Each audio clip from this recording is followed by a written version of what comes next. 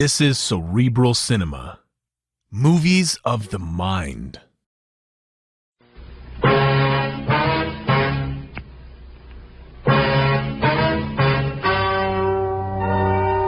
Ladies and gentlemen, the story you are about to hear is true. The names have been changed to protect the innocent. Dragnet is brought to you by Chesterfield, made by Liggett & Myers, first major tobacco company to bring you a complete line of quality cigarettes.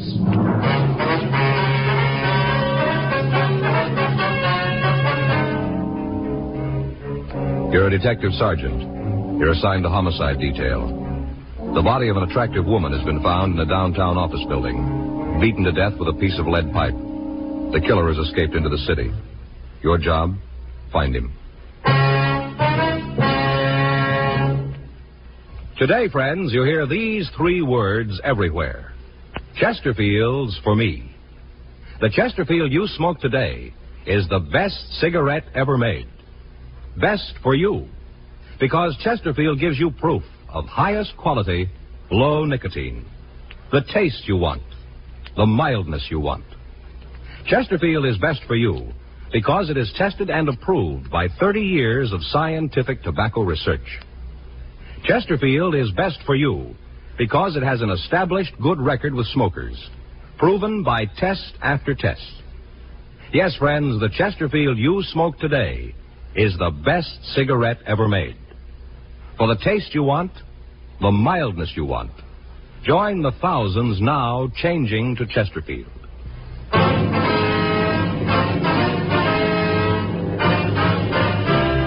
Dragnet, the documented drama of an actual crime. For the next 30 minutes, in cooperation with the Los Angeles Police Department, you will travel step by step on the side of the law through an actual case transcribed from official police files. From beginning to end, from crime to punishment, Dragnet is the story of your police force in action. It was Thursday, April 15th. It was warm in Los Angeles. We were working the day watch out of homicide detail. My partner's Frank Smith. The boss is Captain Lorman. My name's Friday. We just left the murder room, and it was 7:40 a.m. when we got to suite 718, the building manager's office. Miss Joyce? Yes. You men cops? Yes, ma'am. We understand you're the one who found the body, is that right? Oh, that's right. I found her. Oh, it was an awful thing. This is my partner, Frank Smith. My name's Friday. Wonder if you feel up to telling us exactly what happened. Oh, sure. It's just about the most terrible thing ever happened to me. There's something we can get you, ma'am. Oh, no, thanks. Janie brought me some hot coffee. Who's Janie? Janie Alquist. She works the first 3 floors. She brought me some hot coffee. I see. She was up here, and they let her bring it. All right, Miss Joyce. If you just tell us about it, please. Well, right from the beginning. You want to hear all about the whole thing? If you would, please. Well, I came on at 4, just like always. I punched in and came up to the 10th floor and started in. Got the things out of the closet on the 10th. Mm-hmm. Usually I start on the 7th. But now and then I like to do it a little different, and I start on 10 and work down. Yes, ma'am. What time was it when you found the body? Oh, just a few minutes ago. I guess about 7, right around in there. I only had 2 more offices to do, and I'd be finished. I just had 2 more when I got there. Yes, ma'am. If you'd go ahead and tell us about finding the body. Oh, well, I unlocked the door, and I saw the light inside. I thought it was kind of funny, because usually it's dark. You mean in the office? Yes, and where Mrs. Fitzgerald's desk is, it's usually dark. Yes, ma'am. I thought it was kind of funny, like I said. But then I thought that maybe she was working. Mm-hmm. She does accounting, you know, woman accountant, and I thought she was working. Mm-hmm. So I knocked. I didn't just want to go right in if she was working, you know, disturb her. So I knocked. Mm-hmm. But she didn't answer. All right, go ahead, please. Well, I opened the door and went in. Right off, I was kind of sore about it. No excuse for a thing like that. No excuse at all. What do you mean? Well, didn't you see the place? Didn't you look? Yeah. Well, then you know what a mess it was. Papers all over the floor, and ashtrays spilled, all that mess, and I'm supposed to be through at 7:30. Well, I'd never have made it, never got through on time. And that's when I saw her behind the desk. Oh, it was an awful thing. There she was on the floor, dead. Yes, ma'am. There was no one else in the office? No. Just Mrs. Fitzgerald. She was on the floor behind the desk. What'd you do then? Oh, I screamed. Loud, as loud as I could. I wanted somebody to come up there right away. And that was the first time I ever saw anybody dead. Then I ran out of the office and went downstairs to get somebody to help. Just an awful thing. Oh, poor Mrs. Fitzgerald. Oh, she was so nice. All the time saying hello when she'd come in early and I'd still be working. Oh, I think about it and I just can't believe that it's true. I just can't hardly believe it. Did you see anyone on the floor while you were working? Just Mrs. Fitzgerald. No, ma'am. I mean, was there anybody in the halls of the building? Oh, no. No, not that I saw. There wasn't anybody. I'd have seen them if they was there, but they weren't. All right, Miss Joyce. We'll contact you tomorrow about a statement. Meantime, we'll leave you one of our cards here. If you think of anything we should know, we'd appreciate it if you give us a call. Oh, I sure will. Anything at all I think of, I'll call you. Mm-hmm. Can I go now? Yes, ma'am. I've got to go home and take a hot bath and calm my nerves. Surely. Oh, it sure is going to be a shock to her husband. Of course, not that he'll mind too much. Beg your pardon? Her husband, you know, Mr. Fitzgerald. Yes, ma'am. What about him? Well, just that it isn't going to bother that one too much. Why do you say that? No, I shouldn't have said anything. Not a word. I shouldn't have told you. I'd get fired, sure. Well, if it's got anything to do with Miss Fitzgerald's death, maybe you better tell us, don't you think? Well, if you'll promise not to tell the supervisor. All right, go ahead. It gets dull just being in a big building by yourself, all alone at night when there isn't anybody around. It's pretty dull. Mm-hmm. Once in a while, not real often, but just once in a while, I kind of read some of the letters that people throw away, you know, in the wastebasket. Mm-hmm. They don't want them anymore, so when it gets real dull, I read them. And I've read some in Mrs. Fitzgerald's office from her husband, Mr. Fitzgerald. Yeah. Seems like they've been having some kind of a big fight, going to court and all. I don't know what it's all about, but they've been fighting. And in the letters, he tells how she ought to leave him alone. I guess she's asking for a lot of alimony or something. That's what it sounded like to me. Some of the letters, the way he wrote to her, mean, used to threaten her all the time. You saw these letters where he threatened her, did you? Yes. One, I guess it was about a week ago. He said in that if she tried to railroad the thing through, now that's what he said, railroad the thing through, he'd come up here and... Yes, go ahead. Well, that's all there is. I couldn't find the other piece of the letter where he said what he was going to do. See, she tore up the letters after she read them. Mm-hmm. All right, Miss Joyce, thank you very much. No, I hope I helped. Yes, ma'am, I certainly have. I sure wish I could have found that other piece of the letter. No way of knowing what it said. Yes, ma'am. Do you suppose he really meant it? I don't know. We'll ask him.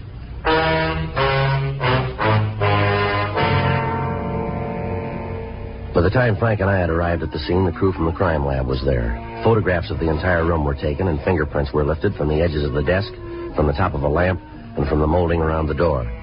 The murder weapon, a 15-inch section of heavy lead pipe, was booked for evidence. There was nothing we could tell from the pipe itself other than the fact that it was the murder instrument. It was a plain piece of 3/4-inch pipe. One end was wrapped in a heavy brown paper. The other was blood-stained. Because of the appearance of the office, it looked as if robbery was the motive for the crime. However, on examination of the victim's personal effects, we found that 2 large diamond rings were still in her fingers. In her purse, we found cash in the amount of $226. On the desk itself, we found a woman's wristwatch set with 12 diamonds. The fact that none of this had been removed apparently ruled out robbery as the motive. The other employees of the building were questioned, but they were unable to shed any light on a possible suspect. None of them had seen any unauthorized persons in the place after closing hours. People on the street in the immediate vicinity were questioned.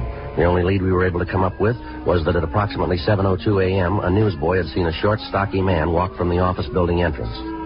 Other than the brief description of the man's build, the witness was unable to tell us anything. An immediate broadcast was gotten out on what information we had. From a telephone book in the victim's desk, we got an address for her husband, Oscar Fitzgerald. It was a men's club located in downtown Los Angeles.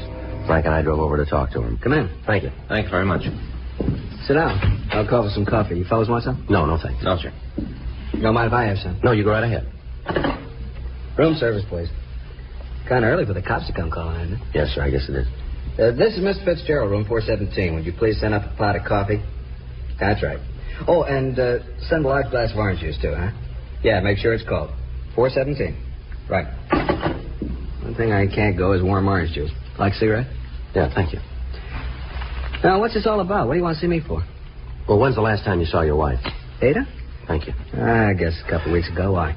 Well, can you narrow that down to a day? Why? Any special reason for me to? Well, we'd like to hear it. Well, let's see. I guess it was around March 30th. I can check it if it's important. Where'd you see her? With my lawyers, we had a conference to try and work out the divorce and settlement. What line of work are you in, Fitzgerald? I think you better tell me what this is all about before I answer any more questions.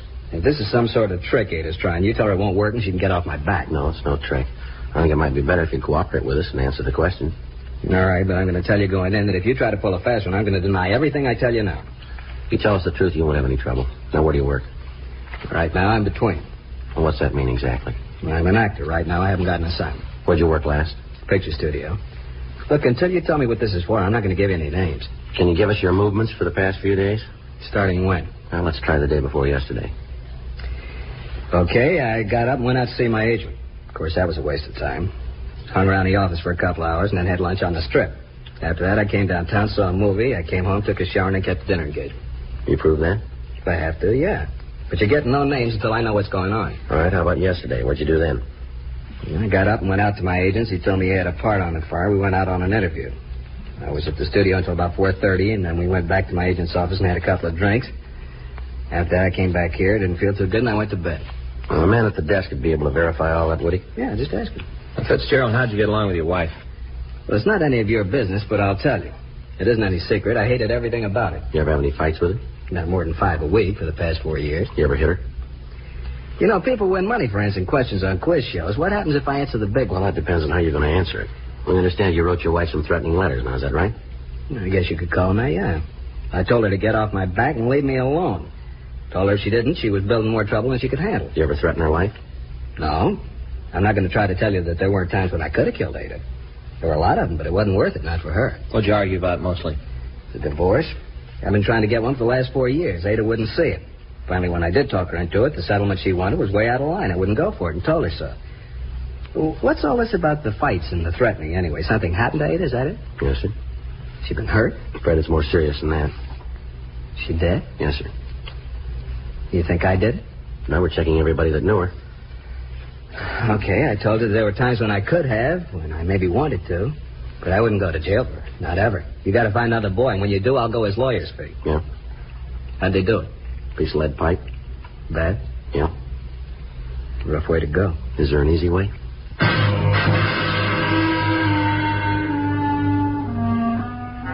We made a preliminary search of the room, but we found nothing that would tie in the victim's husband, Oscar Fitzgerald, with the crime. We talked to the desk clerk, and he verified the man's story that he'd been in his apartment the evening of the killing. Fitzgerald made arrangements with us to attend the coroner's inquest, and Frank and I went back to the city hall. We checked with the crime lab on their investigation. Lieutenant Lee Jones told us that they'd been able to lift several partial fingerprints from the murder weapon, but that they were impossible to classify. He went on to say that the other prints that had been found at the scene were unusable as evidence, since it would be difficult to get enough points for identification. The other physical evidence taken from the office was of little use. A check had been made of the piece of pipe, but it was found to be of a common type and impossible to trace. Microphotographs had been made of the serrated edges, and these had been booked as evidence. We asked the stats office to make a run on the M.O. of the crime, and they told us that they would start through their files immediately. For the next 2 days, Frank and I talked to all of the friends and relatives of the victim, attempting to find a motive for the crime. From what we had to work on, the only plausible reason for the killing was either revenge or jealousy. None of Mrs. Fitzgerald's friends or business acquaintances were able to point out anyone with a strong enough reason to kill the woman. Monday, April 19th, Frank and I got back to the office after interviewing one of the victim's business competitors. Well, that's another one that didn't go anyplace. Yeah, seems like that's all we've been drawing on this one, doesn't it? Yeah, I'll check the book. All right. Anything come in from the stats office yet? No, said they'd have the rest of the run for us this afternoon. First punch didn't turn anything. I got it. Homicide, Friday. Yeah, Jack. Anything on him? Sure. We're no place now. Well, no, anything's got to be. Want to give me that address? All right. All right, we'll check it. Good. All right, Jack. Thanks again. Bye. The Jack McCready says he talked to one of his informants this morning. Guy came up with a couple of good things, maybe. Yeah? One of them's about a guy in the Olympia bar at 4th and Kohler. Fella's pretty drunk, been doing a lot of talking down there. Something for us? Maybe. He's bragging about beating a woman to death with a piece of pipe.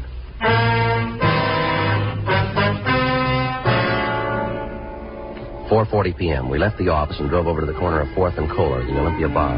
When we walked in, there were only a few customers in the place. At the far end of the bar, a short, stocky man was sitting alone. In front of him was an empty shot glass and a bottle of beer. He appeared to be pretty drunk, and as we entered, he was talking to the other people seated at the bar. Any of you guys that don't believe it, you just come outside with me, I'll show you. Show you all, every one of you. Bartender, I got an empty glass. Now, let's do something about it, huh? I need a drink. I think you had about enough of that, don't you? What? I said you had enough to drink. Who are you to tell me that, huh? Who are you to come in here and tell me what to do? What's the matter? You think you're cops or something, huh? Is that what you think? You called it. Come on, we want to talk to you. You mean you are cops? That's right. Well, listen, you better get out of here and do it fast if you know what's good for you. You just better. Frank? Yeah. Take your hands off me. You guys don't hear good, do you? Stand still. You come messing around with me, you're going to find out. You'll find out good. I'll give you the same thing I gave her, the same thing. Hold it, Frank. All right, come on, mister. Who are you talking about? I'll tell you who. I'll tell you good. And you'll know, leave me alone if you know what's good for you. I'm talking about that Ada Fitzgerald, that's who. Ada.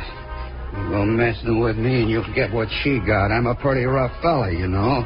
Pretty rough. Is that right? You betcha. You're not dealing with a kid, you know. Well, that makes it even then, doesn't it? Huh? You're not dealing with a woman.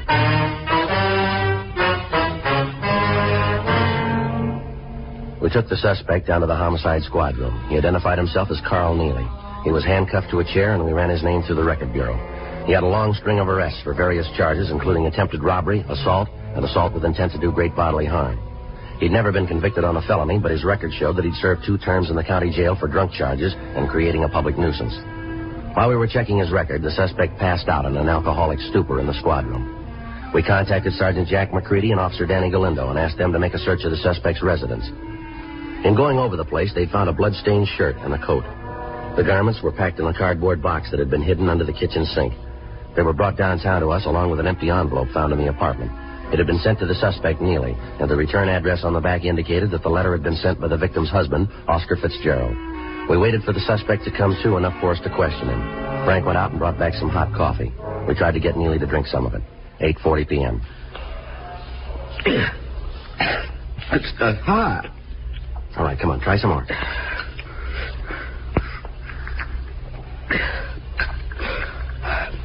Hey, cops, huh? You've been around before. Yeah. What am I here for? I want to talk to you about the Fitzgerald woman. Ada? Spouting off again. You said you killed her. Figures.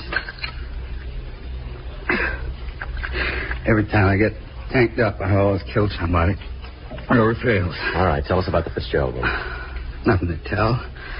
I read about it in the papers. This morning I started drinking. It always happens when I've been belting the booze. I right away tell people I killed somebody. These clothes here belong to you? Let me see. I don't know. Where'd you get them? Are they yours? I don't know. You got that many clothes? I know all the clothes I got. No trouble at all. Maybe you don't dress as good as me. All right, come off it, Neely. You're in trouble. Big trouble here. You sat in the bar this morning, told everybody about how you'd beaten a woman to death. We find these clothes in your apartment, bloodstains all over them. Here's another thing, this envelope. Where'd you get this? Through the mail, like it says. You see the stamp? You know Oscar Fitzgerald? I don't get mail from strangers. Sure I know him. Is it a crime to get a letter now? What was in that envelope? I don't think that's none of your business. Well, we do. What kind of dealings have you got with Oscar Fitzgerald?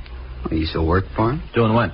I took care of the place when him and Ada were married. Sort of a general handyman. When'd you see him last? I don't know. Maybe a couple of months ago, around there. 3 months. And what did he find so important that he wrote you about it? Look, he loaned me some money. He sent me a check. It was a loan, huh? Yeah. Sign any sort of note for the money?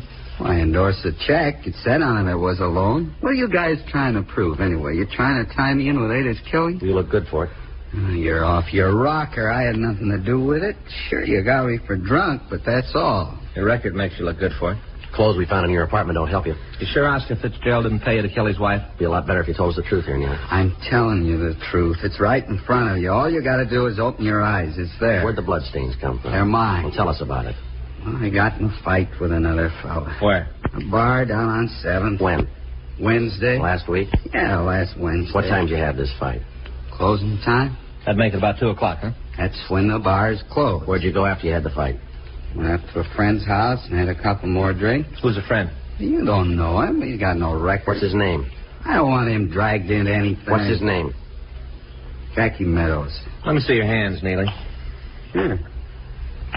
You got some pretty bad bruises there. You must have hit something pretty hard. Fight I told you about, that's where those came from. Tell us what you did after you left the bar. I told you I went up to Jackie's. I had a couple of drinks. What time did you get there? Around 3, maybe 3:10. What time did you leave? About 5. Where'd you go? I don't remember too good. I was pretty boozed up. Well, where do you think you went? Well, Jackie was worried about me being cut up from the fight. He wanted me to see a doctor. Yeah? He drove me down to Georgia Street Receiving Hospital. Yeah. I was there until 9:30 Thursday morning.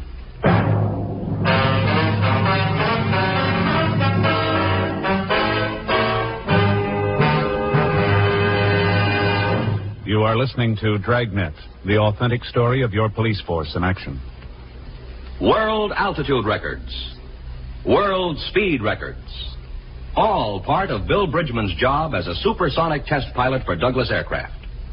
You read about Bill in Time magazine. Now let's meet one of the world's fastest humans, and Jacqueline Hazard, who is collaborating with Bill on his new book, Test Pilot. They smoke America's most popular two-way cigarette, Chesterfield. I smoke the king size. After hearing what the Chesterfield people have been saying about them, I thought I should try them. I'm convinced they're best for me. It's Chesterfields for me, too. But I like the regular size. Either way, they're everything Bill says, and they're really mild. You try Chesterfields. I think you'll find they're best for you. Yes, for the taste you want, the mildness you want. Join the thousands now changing to Chesterfield.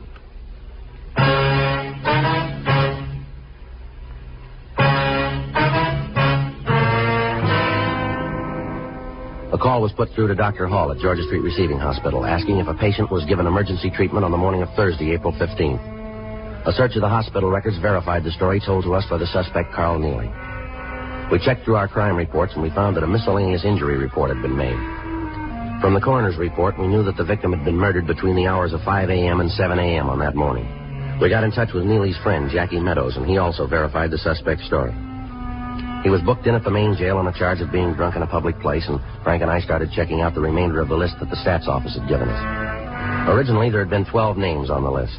We talked to 10 of them. The 11th, a Norman Sitkin, had a record of burglary, attempted robbery, and assault with a deadly weapon.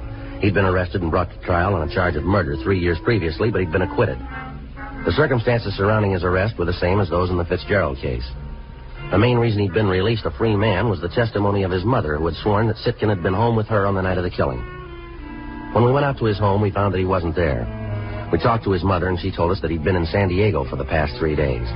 Under interrogation, we established the fact that on the night of the Fitzgerald killing, Sitkin hadn't been at home, but that he had been in Los Angeles. We put in a call to the San Diego authorities and talked to Lieutenant Mort Gear in the homicide detail. We contacted the hotel where he was staying in Los Angeles, and a 24-hour stakeout was placed on the location. Wednesday, April 21st. Frank and I got back from lunch. Better put in a call to Mort, huh? See if they got anything on Sitkin? Yeah. You want to do it? Right. Okay.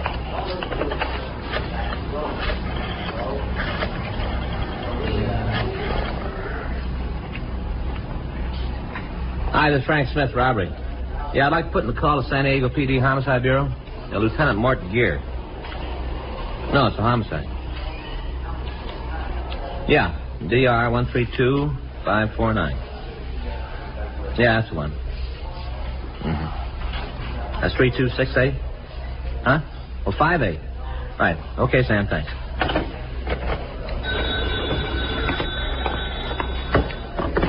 I'm on this one, Joe. Oh, sorry. Homicide, Friday. Yes, sir?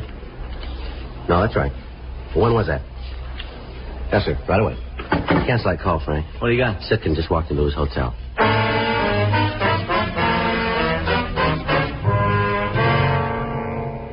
Frank and I left the office immediately and drove out to Sitkin's hotel. We talked to the officers on stakeout, and they told us that the suspect had just returned. They went on to explain that they'd given Sitkin no reason to suspect that anything was wrong, and that he'd gone directly to his room. Frank and I got in the elevator, and we went up to the 4th floor. Yeah? All right, just a minute. Yeah? What do you want? You Norman Sitkin? Yeah, what do you want? Police officer. Come on. You got no right to do this. Let me see your warrant. Get your coat, Sitkin. We want to talk to you. What for? What do you got to talk to me about? I got nothing to say. Get your coat. Why? What's the charge? What are you taking me in for? Suspicion of murder? You're kidding. Well, you just keep thinking that. You mean this is for real? Come on, let's go. Oh, wait a minute. I want to know what this is all about. Is that so? Well, sure. Figure I had something to do with that woman who was beaten to death downtown. Fitzgerald, I think that's the name, huh? Isn't that what you think? Well, you seem to know all about it. Well, you're way off on this one. I got an alibi that you can't break.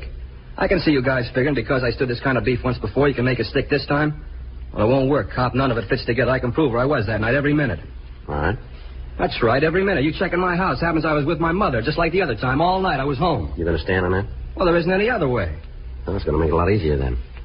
Well, what's that supposed to mean? We talked to your mother. She says you weren't home that night. Well, she's wrong. You let me talk to her. She'll tell you. You just let me talk to her. She's sure you weren't there. She's willing to testify to that. Get out of my way. All right, come on. Want to get the cuffs? Yeah. Hold still. Funny, isn't it? What's that? Well, looks like he might have been good on that first killing. One he was acquitted on. His mother might have lied on the stand. That's not going to make a lot of difference, is it? Huh? He's going to make up for it on this one.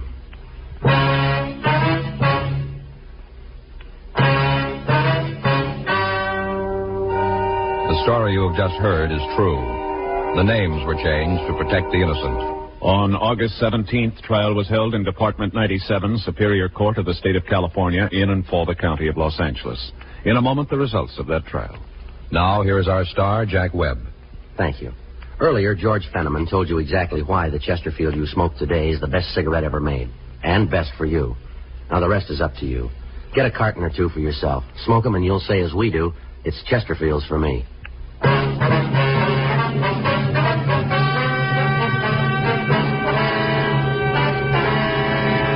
Norman Edward Sitkin was tried and convicted for murder in the first degree. On recommendation of the jury, he received the maximum penalty, and on July 19th, he was executed in the lethal gas chamber at the State Penitentiary, San Quentin, California.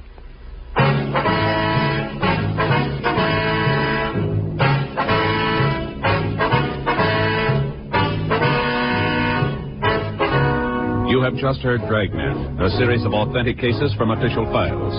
Technical advice comes from the Office of Chief of Police W.H. Parker, Los Angeles Police Department. Technical advisors, Captain Jack Donahoe, Sergeant Marty Wynn, Sergeant Vance Frazier. Heard tonight were Ben Alexander, Virginia Gregg, Herb Ellis. Script by John Robinson. Music by Walter Schumann. Hal Gibney speaking. Watch an entirely different Dragnet case history each week on your local NBC television station. Please check your newspapers for the day and time. Chesterfield has brought you Dragnet, transcribed from Los Angeles. Filter tip smokers, this is it. L&M Filters. The one filter tip cigarette with plenty of good taste, much more flavor, much less nicotine, and effective filtration.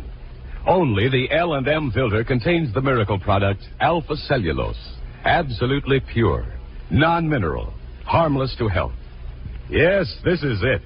As Helen Hayes puts it, L&M filters are just what the doctor ordered. Buy L&M filters, the light and mild smoke.